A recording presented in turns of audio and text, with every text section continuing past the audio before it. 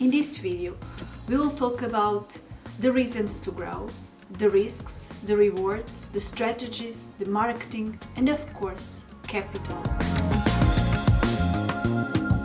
Hi everyone, my name is Maria Mullen and today we are going to talk about how to grow your business. At some point, growing is crucial for any business, otherwise it will stagnate and that can be the beginning of the end. So you decided it's time to grow your business. Now what? How will you do it? But before anything, let me just make a small disclaimer. Make sure you look for professional advice if needed when planning to grow your business, and do not rely just on what I am about to tell you, because it all depends on the type of business and specific circumstances. Now that that's been said, let's start with the reasons. There are several reasons why you might decide to grow your business. A very common reason for companies to decide to grow is to increase profits. And it's true that a larger turnover can potentially mean more profit. Not automatically though, but hopefully that's what will happen. For example, when you are a larger company, you can always take advantage of better supplier credit terms, such as bulk discounts, which will decrease your costs. You might decide to grow simply because you're responding to market demand. Let's say that you are offering a product or service that is well suited to the need of the current market. And you can know that by conducting a market analysis. With that market analysis, you will also be able to learn if that market is large enough to justify the growth. Another reason might be if you currently had to turn work down due to the lack of capacity, then it's probably time to expand. You might decide to expand into other locations, take on extra staff, or increase your market share somehow. Other reason to grow could be people.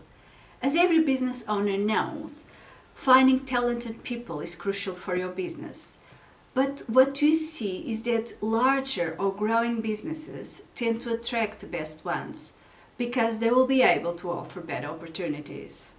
Another reason could be increased stability. Small businesses tend to be less stable than a business with multiple locations and more staff. This stability will also attract more customers since they believe and trust you more. So if your business grows, you are more likely to sell more products or services. Also, expanding your operations across different markets and locations, as well as broadening your supply, will spread the risk of market fluctuation and downturns. Growing your business is all about seizing the opportunity for more revenue, increasing profit and stability, reducing and covering costs, while maintaining product and service quality. Also, whatever the reason might be, when considering growth, carefully consider the economic environment at the moment. Make sure it's the right moment for your company and how it should happen. And yes, of course, expanding your business carries risks, but so does staying the same. As any entrepreneur knows, taking risks is part of the deal, right? It is important that you know that there are risks, that you have to be aware when pursuing any type of growth. But they could be minimized by doing your research, analyzing the market and the competition, knowing the current economic and political environment. In other words, be as prepared as you possibly can, because the rewards of growth could be huge. Ultimately, most of the time, growth has a positive impact on your business, and the rewards are worth the risks. Growth initiatives fail for many reasons. Most often than not, like other failures, these initiatives fail because companies are not ready. So you will need to organize yourself in order to grow. Growth will mean changes for your company in terms of operations, production, staffing, facilities, not to mention what it will mean for you personally. so make sure you know what to expect.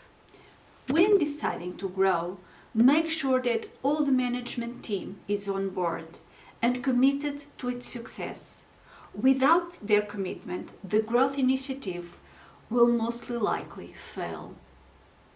Also, to grow, you need funding, you need capital. So make sure to develop and maintain strong relationship with your funding sources and make financial projections to know exactly how much you are going to need. Another tip: take a look at your team. Make sure that they are in the right place doing what they are good at. Make sure they are ready for the growth. Chances are you will also need to hire more people. So hire the right people, talented people, and hire people based on where you are going, as opposed to based on where you are now. And please do not forget to recognize the value of your employees and reward them accordingly. Their success is your success. Working in a large organization is more stressful and challenging, so create an environment where they are willing to work after growth, so you don't lose top talent. Rethink your incentive structure. And remember, focus on your core business. Make sure any diversification or product line expansion makes sense, and do not confuse your customers or your employees.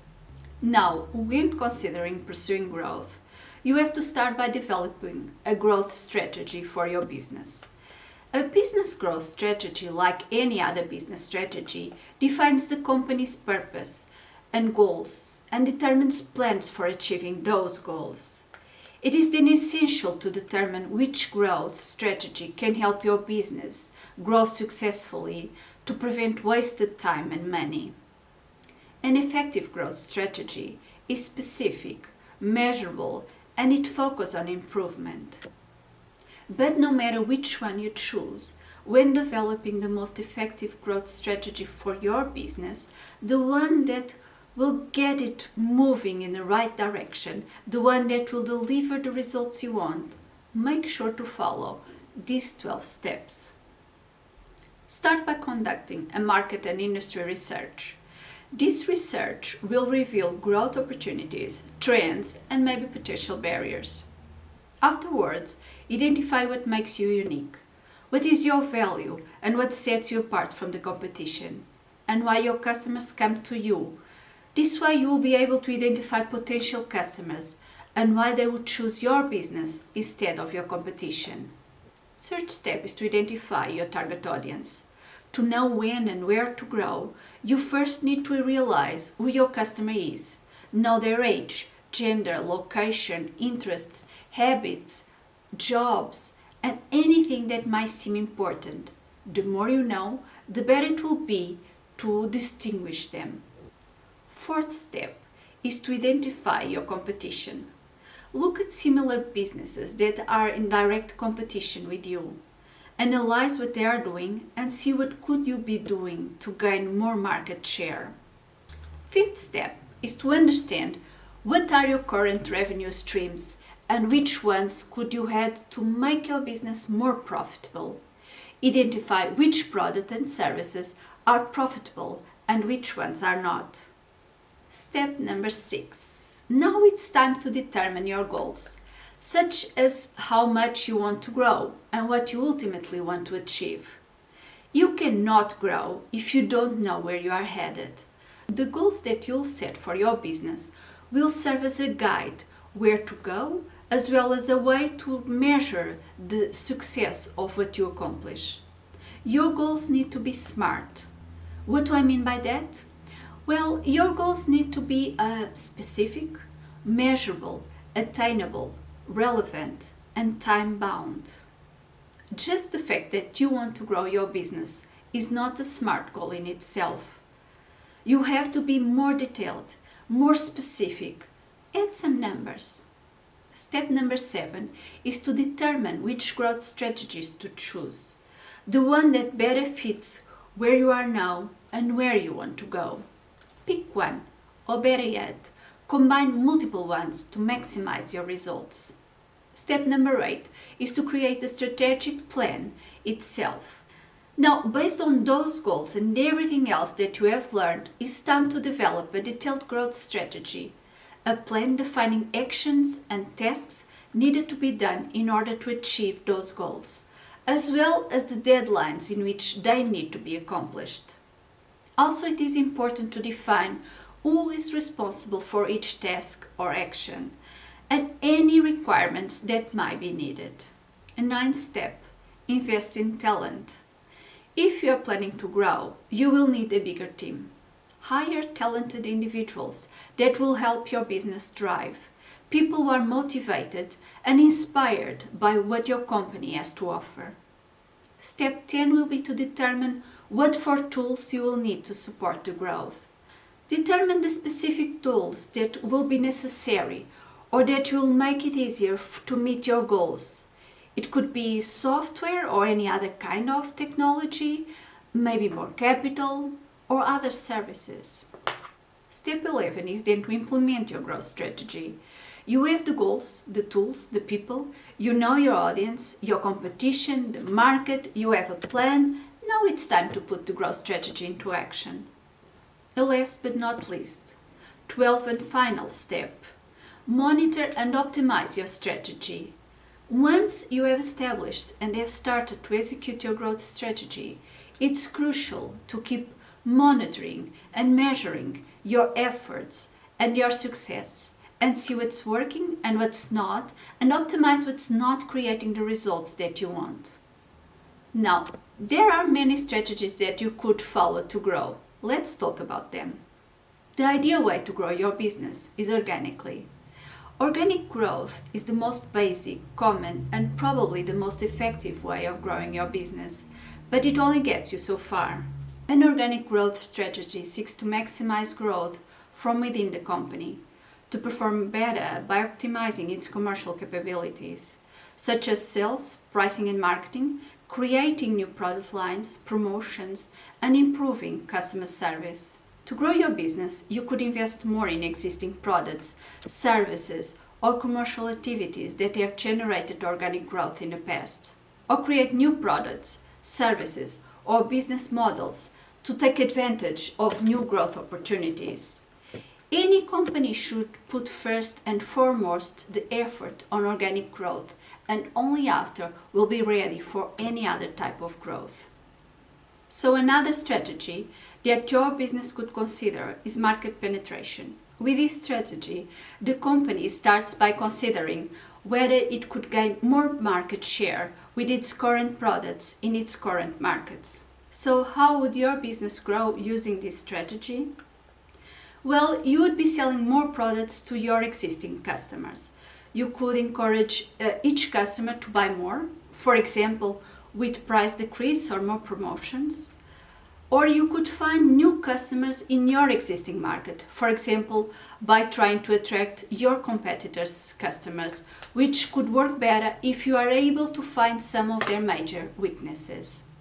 Or you could try to find people that are still not using your products or services and showing them the benefits and convincing them to start using them. Another strategy to grow could be through product development. So developing new products with potential interest for your existing markets. So same markets, same audience, but new products. You could offer new products or the same products with new features, for example. You could also seek additional distribution channels.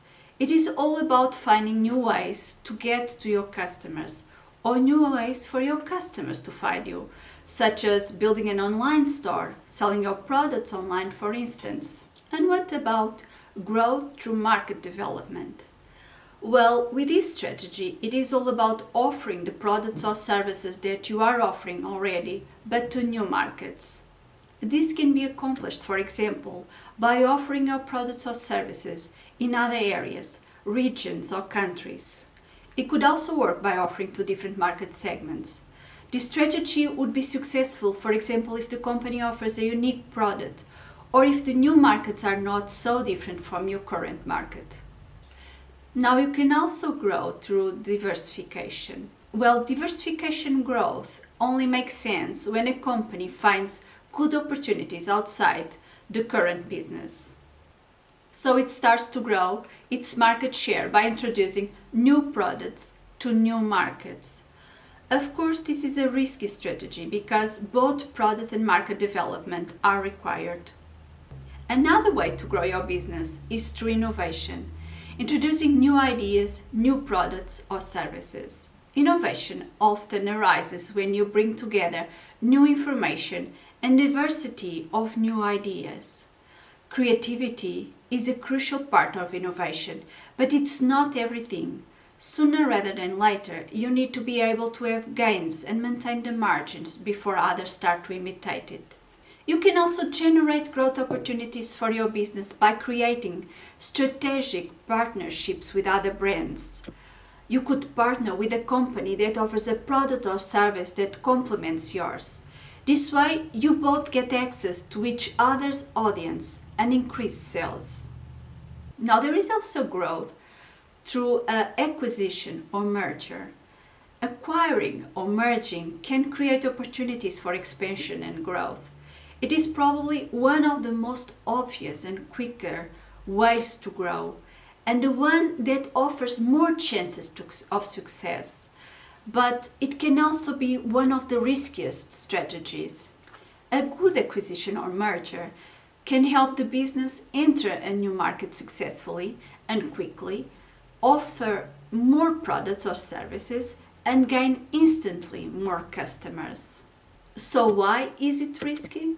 You have to consider very carefully all the situations in advance, because besides all the money initially involved, there are also the exit costs in terms of money and in terms of reputation when things don't go well.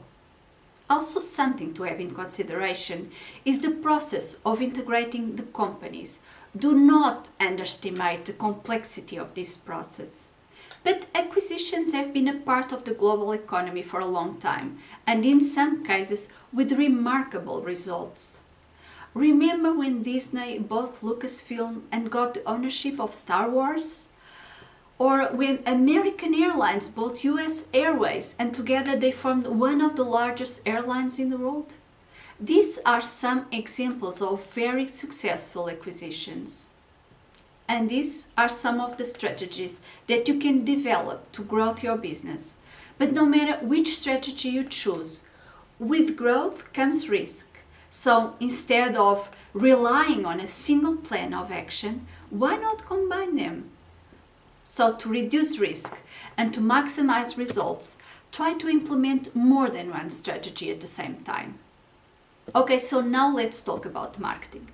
Marketing is crucial for the growth and success of any business. And one of the main tasks of marketing is to stay in close contact with customers and create more solutions that satisfy customer needs. And do not underestimate the power of digital marketing. In this digital era, it's important to grow your presence online by marketing your company through social media, websites, blogs, and online advertising. This is key to any growth. So it's important that you promote your brand constantly, every day online. And you can do it without spending any money. You have free platforms that allow you to post as much content as you want every day and reach people all over the world. So take advantage of that. Post and network daily on LinkedIn, Instagram, Facebook, or even on TikTok, depending on what you are offering and who your customer is. Or create discussion groups and add content consistently. If you want to grow your brand by promoting it online without spending any money, the key is to be consistent and offer valuable content to your followers. Also, make sure you have a website or a landing page that is professional and optimized for search engines. Your website should also be optimized for mobile. Don't forget that most of your customers have smartphones, and that's where they will most likely check your website. People carry their phones everywhere, so mobile-friendly sites show up higher in search results And if your site is not mobile friendly, visitors are more likely to leave. And because marketing is so important, and I love it so much, you will hear me talking often about it. And of course, to grow your business, you will need capital. After all, it takes money to make money, and growth will cost you. More often than not, businesses need funding to grow. So what do you need to know? Well, where do you go to raise capital? And how do you convince people to put money into your business? Many businesses need capital for developing new growth opportunities or to respond to changes in your situation or markets. Trying to fund new opportunities from existing cash flow could put severe pressure on your business and create unnecessary risks. External funding can help you scale quickly. When considering approaching funders for extra capital, preparation is key. You need to prepare your finances. You need to monitor the financial information you have. Remember, your financial reputation has a huge impact on your suppliers, customers, employees, and funders, so be prepared. So what for funding options do you have? Before considering the specific types of funding, let's talk about the two main categories, debt and equity. Debt is when funding comes from a bank or other financial institution in the form of a loan and has to be paid in a future date with interest. The main priority for debt funders is to make sure that they get their money back with interest in the time agreed, and they want security in case things go wrong. On the other hand, equity is money invested in your business in exchange for part ownership. Most investors will want to own 20 or 25% of your company, but of course you can always negotiate. Successful negotiations are about trying to understand what the other party is thinking. So have in mind that investors will expect to be offered high potential returns to compensate for the risk they are taking. Investors are seeking for substantial financial growth by investing in your business, so they look for the potential of your business. Now you have venture capital. VC is a form of private equity financing that provides funding to businesses that don't have access to the stock market. Venture capitalists invest money in companies that are looking to expand and have high growth potential. They are professional investors that are investing other people's money and hope to have a good return on the investment. And then you have angel investors, on the other hand, who are often wealthy individuals. Many are entrepreneurs themselves, and they invest their own money, so they will probably take a more personal interest in the business. Usually they invest in early stages of a business. And what about crowdfunding? Crowdfunding is an increasingly popular alternative. It is done on a platform online, and the funding comes from many small amounts of many individuals. And then we have also IPO, or initial public offering, and that is when a company goes public. It lists its stock in a stock exchange for the very first time. So it's the initial offer. It's the first chance that individual investors get to buy parts of a company. The IPO process enables investors to buy stock directly from the company. After that, shares will be available in the stock market, where investors can trade among them. Companies can then raise capital by allowing the public to own shares. At a certain point, companies start thinking about going public, but of course, this requires much more planning and preparation. When considering funding, you have to find which type is best for you and the funder. Well, there's so much more to be said about funding. We just covered some key information, but we will talk about it more later on. Okay, so now you know. Now you know what it takes to grow your business. I am passionate about this subject, talking about business growth and helping companies develop and expand. So we will be talking about this and much more in the future. So stay tuned. Now that was all for today. I am Maria Molen. Thank you so much for watching.